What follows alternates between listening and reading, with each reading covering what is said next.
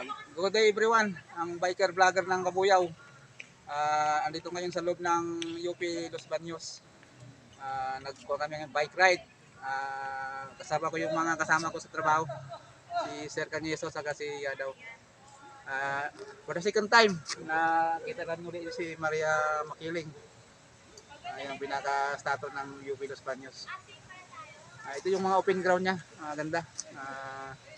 Talagang nakaka-amaze yung lugar na to. Sobrang ganda. May mga kanto dito, mga student sa loob ng UP Los Baños. Maganda ang loob ng UP Los Baños. Sarap balik-balikan. Talagang mahilig ka sa mga gala. Isa to sa mga recommended na pasyalan nyo para ma-feel nyo yung campus ng UP Los Baños.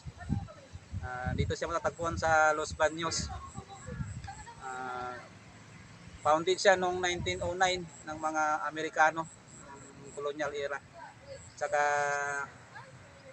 na-establish siya for research sa agriculture ng mga Amerikano saka Pilipino. Panahon ng mga occupation. Sobrang ganda siya. Talagang pag pumunta ka rito ay ma-feel mo yung ganda ng lugar.